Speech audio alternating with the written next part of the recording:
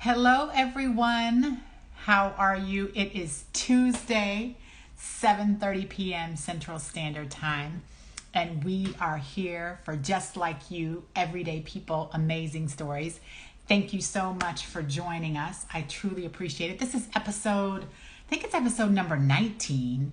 Last week was episode number 18, and unfortunately it didn't save to my IG, so that's unfortunate. But we are back today, 7:30 p.m. Central Standard Time, episode number 19. Just like you, everyday people, amazing stories.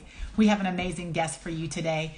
Keep in mind that if something were to happen internet-wise, we will be here 7:30 to 8 p.m. Let me get her in here. Brittany. Brittany, can you see me? Can you hear me? Hello, hello. Hi! Hi, How are you? I have I'm not doing seen good. you ever. I know, it's been so long. I mean, I keep up with you on IG, but like actually seeing you.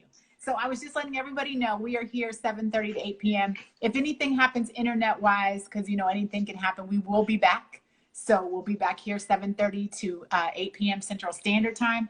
Just like you, everyday people, amazing stories. And if you have a story or you know someone who do, and Brittany, we got to get your parents on here too. Um, I agree. yeah. Please get in contact with me. We'd love to have you on the show. No stories too big, no stories too small. This is about positivity, sharing that energy, about love, and just sharing amazing people and their amazing stories. So, I just want to encourage everybody to tune in 7:30 p.m. Central Standard Time. We're here every week for Just Like You, everyday people, amazing stories. We've got a couple highs coming on, Brittany. So, Brittany, my goodness, like I said, I haven't actually seen your face in so long.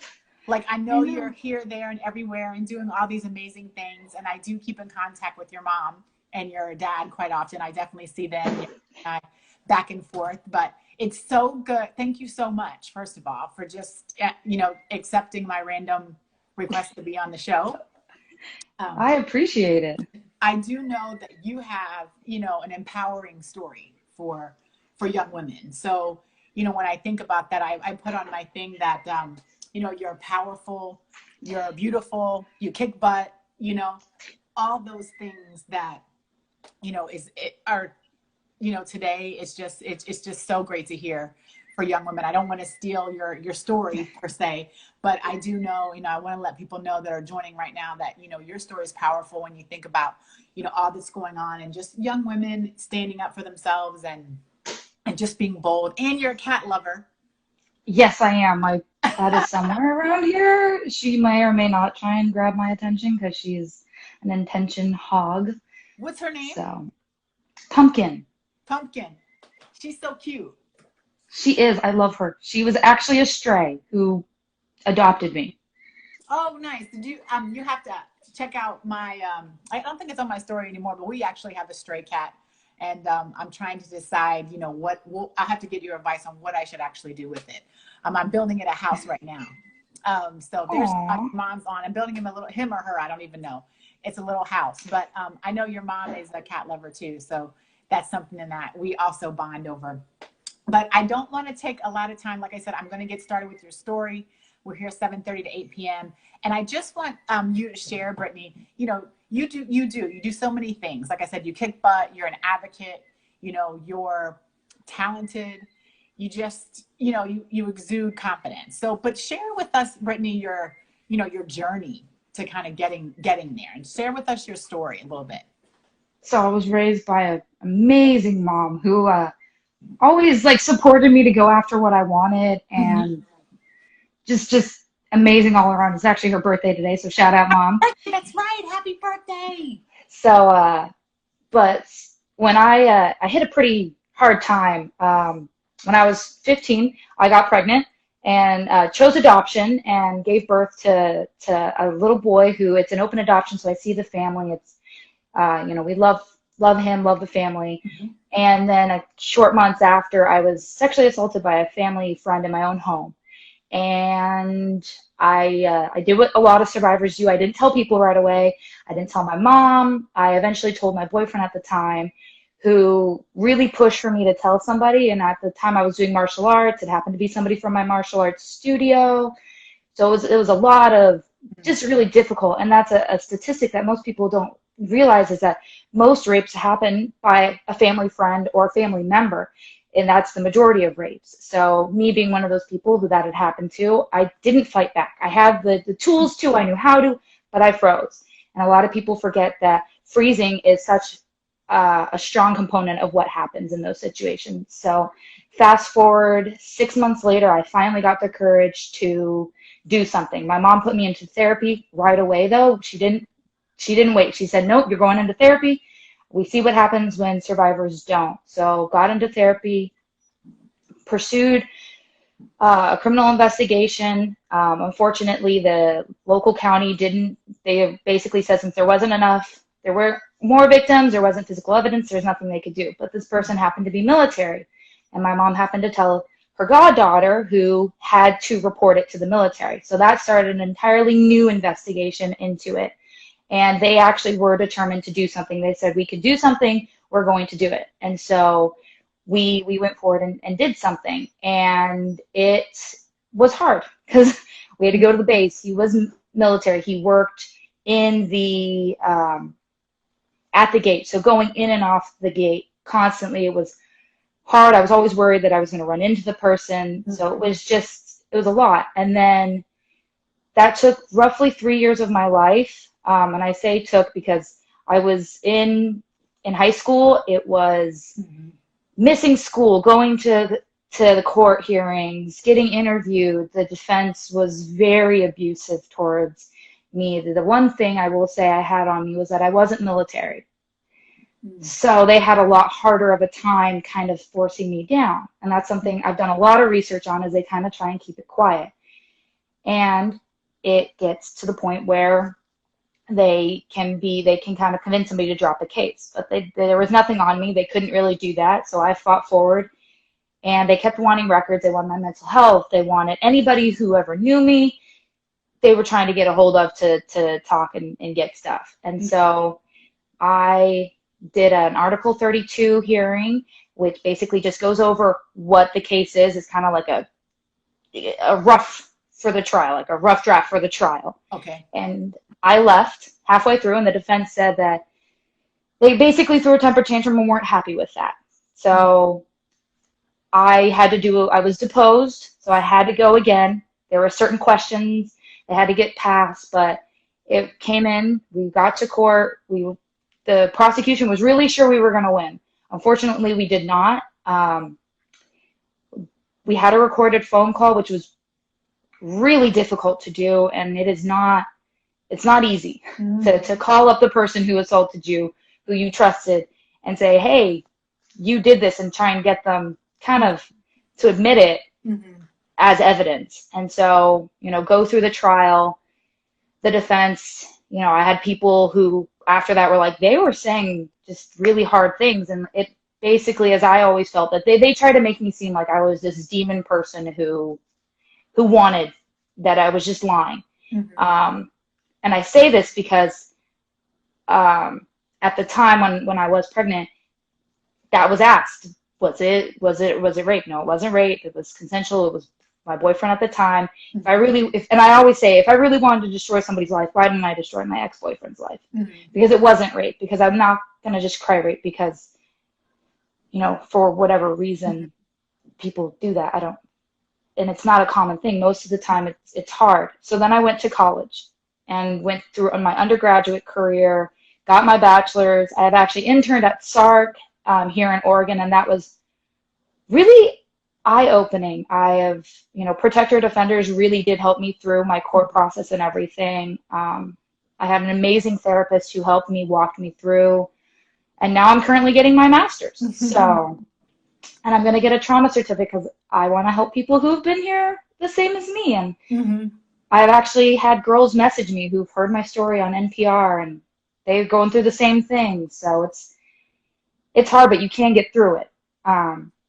And everything the court went through, it was difficult, and it definitely tested me, but it made me into a stronger person. And I know that sounds weird, but as much as I wouldn't want to relive it, I would go through it again to change those three laws again in the military and to help people out and to really understand what a survivor goes through. Because it's not easy to Yeah, I remember, you going through that, hearing about it from your mom, and I just wonder, like I said, I know your parents, and I know that they are both very strong, supportive people, um, but at some level, that courage was yours. or I'm a very stubborn person. I could dig my Exactly. heels in. How, I mean, how did you, I mean, you're in high school here. You're trying to get through high school. You're going up against, a brick wall for all intents and purposes. Where did you get that courage from to not just like speak out, but go through with it for years? You know? My mom. Yeah. And I know that sounds weird. My mom, if it wasn't for her supporting me and kind of being a liaison between me and the court system and the various individuals involved in trying to get our case heard, she fought for me tooth and nail. She fought Mhm. teachers to understand what I was going through. A teacher in high school, my favorite teacher, she was my psychology teacher, Debbie. She helped me get on the 504 plan. She advocated for me. And once some of my teachers who I didn't expect to be as supportive were like the ones who shocked me the most and was always Mhm. helpful. So, and then I am a very stubborn person. Like you know me, I tend to dig my heels in, and I found out that he was getting ready to do it to another girl my age, and I said I couldn't let this happen to another girl. It Okay. wasn't, if I had something I could do, I was gonna do it. And so I stood up and I didn't back down. Honestly, probably my anger fuels me. I know that's not a good thing either, but my anger for the fact that they were trying to make me seem like I was the one who did something wrong, Mhm. that my mental health records, that I was on court, they wanted my Facebook, they wanted my Instagram, they wanted everything. It's like I didn't commit a crime. I was assaulted in my own home. How what? Yeah. So it kind of, that anger that they could try and do that just really is what fueled me to keep going. And I didn't want other people to go through this. And then that realization that I'm not military. I don't work for these people. They don't have my pension. They can't affect that. I can't get Mhm. dishonorably discharged. I can do something to help these people so they don't have to go through that. Because Mhm. you read stories, and if you go Yeah. on the Protector Defender's website, you see all these stories of people coming forward, and it's hard. What It's is so hard. this 504 plan? What is that for people who may not know? I don't know what that is. Okay, so a 504 plan is for individuals who may be going through like a hard time, like Mhm. I was, parents getting divorced, or they might need some help. They might be on the spectrum, and they might just need some extra help with getting coursework in on time. Okay. So it was just kind of to help me, because I almost flunked out of high school because of everything I was going through. Um, so it just kind of helped me, give me some extra time on projects and stuff. And to just let the teachers know, like, hey, she's going to need some extra help. She might need some compassion here. So Well, I, just for people to know, I mean, I'd never heard of that. So just the fact that you're telling it, that's why I was like, what is it? To your point, it's like there are people going through things. There are young ladies just like yourself going through things that just need a little support, right? yeah. Like I mean, to be able to, that's why I'm like, to be able to trudge through all of that and still be going to high school and being so young and being, you still have to show your face every day too. You still have to wake up, right? And answer questions and comments and things that come at you, I'm sure left and right for a Yeah. long time, you know And I will just say the hardest part was the judge's comments. hmm He actually did apologize to my perpetrator and said, "Oh, I'm sorry you have to go through this, sir." Um, didn't apologize to me. It's like, I'm the high school student. I'm missing classes, but okay. yeah. So that was difficult. And just when the judge ruled, he said, "Well, something happened. We just don't know what." It's like, oh, okay. Yeah, I mean, it's believable and unbelievable all at the same time, it's thrilling, Yep. but then to hear your story and know that it does occur is unfortunate. But like I said, to also hear your story and know that you stood up for yourself is also a good thing.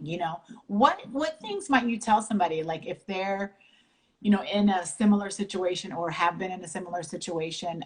What kind of like pieces, I guess, pieces of advice, maybe words of wisdom, maybe whatever, even from the heart, things would you tell somebody, like, to either do or maybe you wish you would have known, or to get through this, because there are women out there that this has happened to, and here they are, right? Yeah. So, Um, I would tell anybody who's gone through trauma, just trauma in general, go to therapy. mm, Um, I agree. you have an unbiased person who's just going to sit there and listen to you, and it can be so just therapeutic because you have somebody in your corner. So even if you don't have a good support system, you can create your own support system. Mm, Tell people, talk. Don't sit there in pain, and it's lonely. You isolate yourself. So talk to people, even if that means going to a group therapy or something like that. Just get involved, get people with you. can you see all the little hearts going I down? can. Yeah, It's so cute. yeah, yeah. That's I'd also tell people if it's just happened, go get a test done. It might be the most it's the test is not easy. Getting a rape kit done is not easy, but having that extra piece is so helpful if you decide to go forward. mhm. Um, but above all, go tell somebody, go get into therapy, help. That is probably the biggest piece of advice because the way you feel after the blaming that you do with, in society, it's still a lot of victim blaming. Well, what were they wearing? How much were they drinking? It's like I was in sweats. I was not in an attractive gear whatsoever. It wasn't a date. I wasn't drinking. I was 16 years old. I was getting ready to go to martial arts practice. Mhm. So, and to people who haven't experienced assault, don't go into what the victim was wearing, what the survivor was wearing, anything like that, because it's not anything they did. It is something that in the perpetrator's mind, and it's hard. Mhm. Um, the other piece of advice is you're not alone. Yeah, that's a You good might one. feel all alone out there and that you're on an island. Mhm. Um, that's why I say reach out, get if you have a family member who you trust, whether that be an aunt, your mom, your dad, whoever, Mhm. family, friend, your best friend who's like your sister or brother, tell them. Just having somebody that who can be there for you, and therapy. Those are my big three. Is don't hold it in. Yeah. It'll eat you alive. Yeah, I'm a big proponent of therapy as well. I I've been in it for a long time, and I never hesitate to go back. I think just in life, right? Just for life, just different things.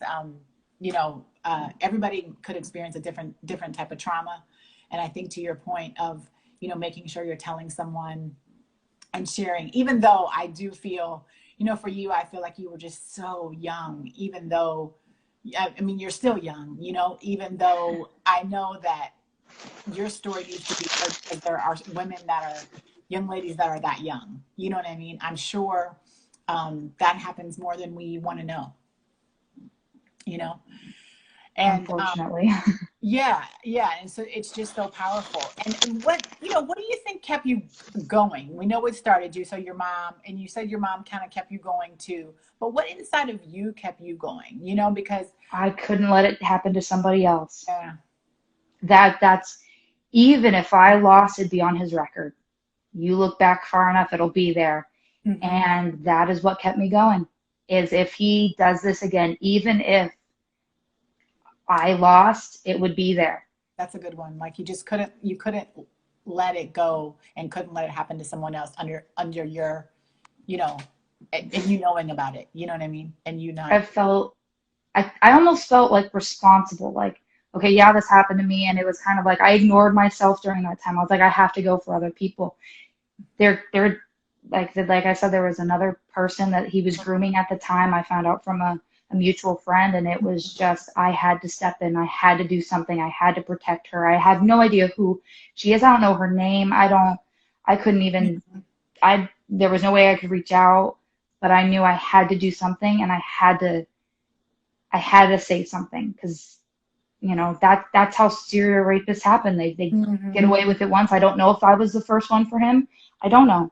I don't know if I was able to stand up. It's not information I am privy to or information I know, but I know that I had to do something. And if I didn't, and it happened again, I'd feel guilty. Even though that makes no logical sense. It would not have been my fault.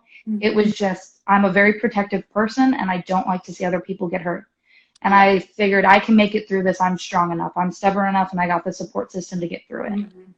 My church was behind me and that was my safe haven. And I had an amazing mom, amazing dad. And Hmm. honestly, my boyfriend at the time, he was a godsend. I don't think I could have made it through without those people and my therapist just kind of helping me through everything.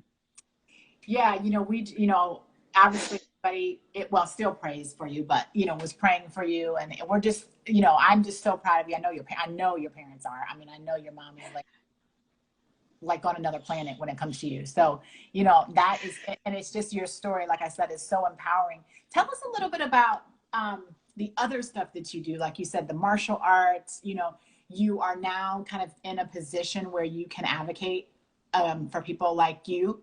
So tell us a little bit about that. I mean, I'm always amazed at the whole martial arts wrestling thing.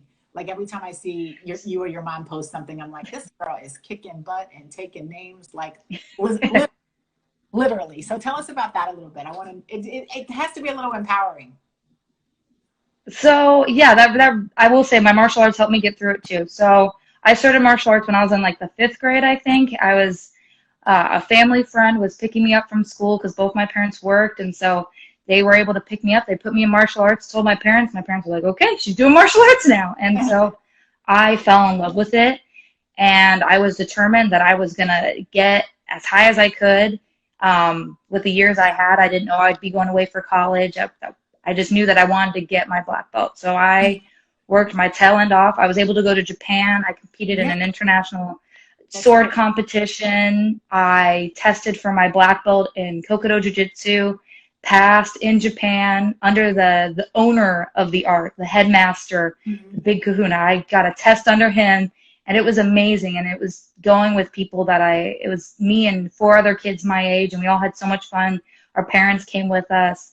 And then I tested again for my second degree in that same art and passed. And then I got my black belt in Kamishin Jiu-Jitsu, and I then went on to wrestle because I was like, I have to have something extracurricular for school to get into college. So I joined the wrestling team, much to the head coach's persistent pursuing of me to go in the wrestling team. I was his TA, and he was like, "You got to do this. You got to do this." And I was like, next year, coach, when I'm a senior, I'll do it. And he's like, "I'm gonna hold you to it." And so I was his TA again. And the minute wrestling season started, he's like, "The wrestling first team meeting is tonight. You're going." I was like, "Yes, sir." And so Okay. that's how I got into wrestling. And I went all the way up to masters. Should have gone to CIF, but I made it pretty far, and it was so much fun. Yeah. Loved wrestling, and that's honestly those things probably attributed to me getting through the court case because I was able to work through my pent up anger, and I was able to work out through martial arts and wrestling and exerting energy. It was Mm-hmm. I think it's therapeutic. It's something that I plan on looking more into and actually creating maybe a therapy dojo or something like that one day. That's a good idea. That's a good idea because I'm sure other people, can find that it's a great outlet too, to kind of combo the two. And that brings me to, I guess, the kind of final question before we get to the final thoughts is what does the future hold? Because like you said, you just recently got some cool things going on and you're in Oregon now. And, so what does the future hold? What does the future look like for you now that you've, like I said, literally kicked some butt and took some. So next year I graduate with my master's in social work with a trauma certificate. I will go on to get my doctorate actually in law.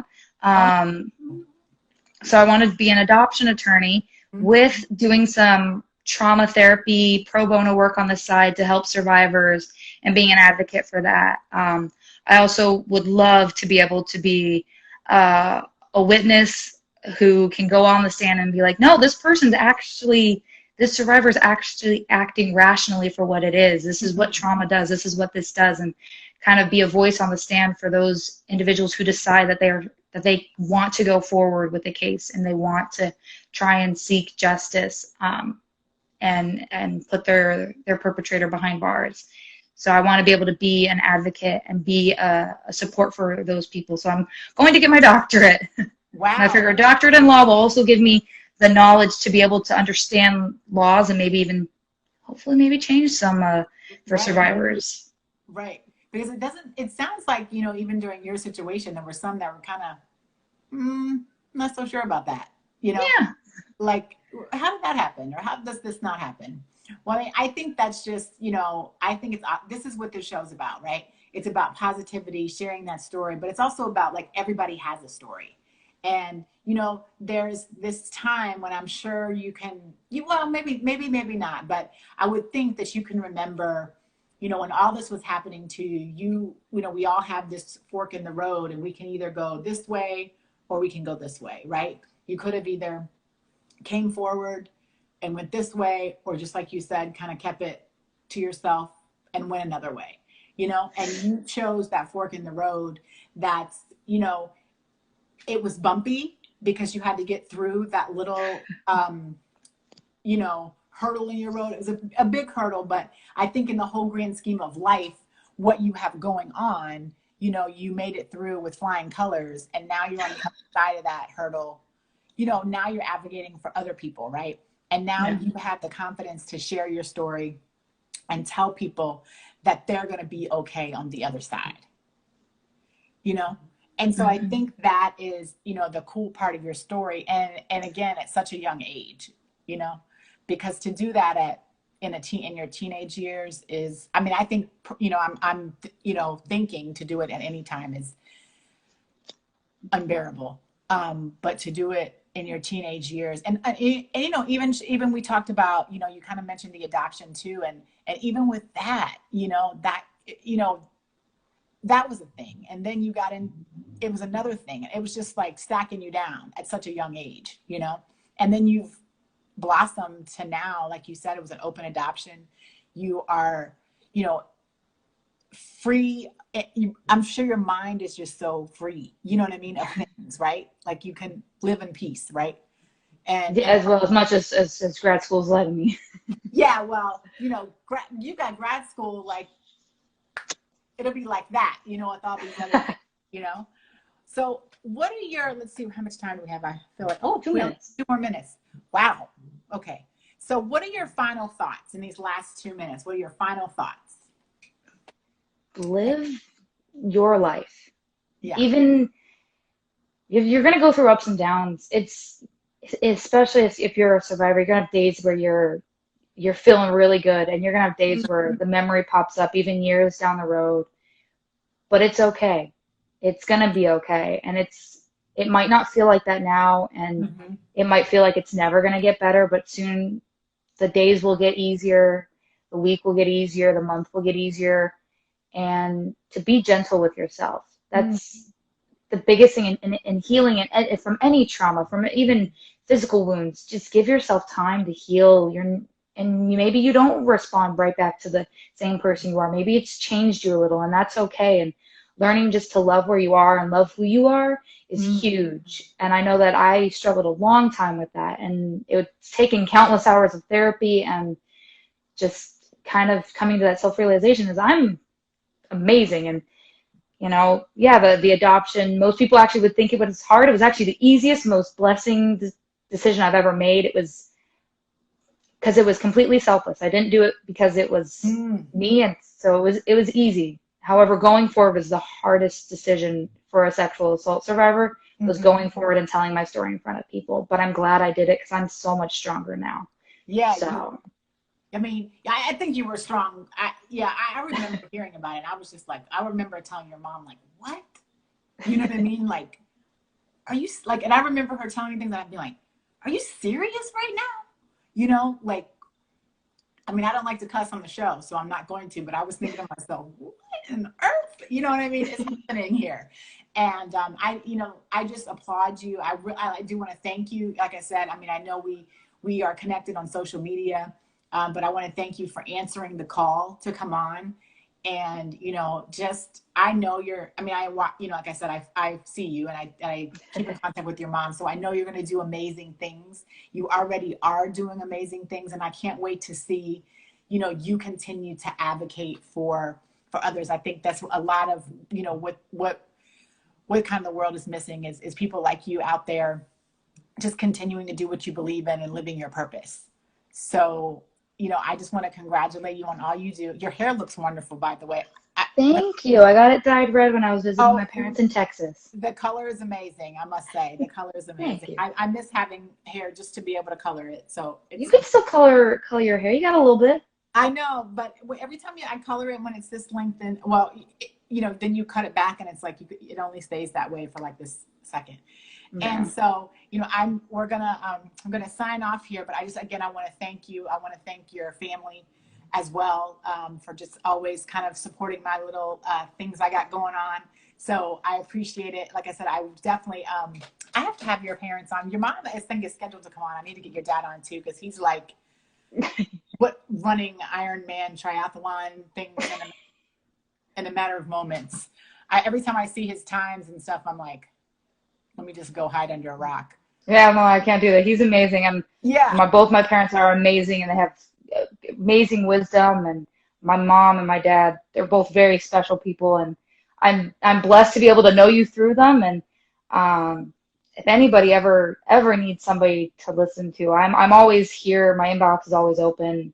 Um, and it's life is hard in general. Yeah. We need good smiles and positivity in the world. So. Good smiles and positivity, ladies and gentlemen. We are going to leave with that. I love you, girls. Stay focused.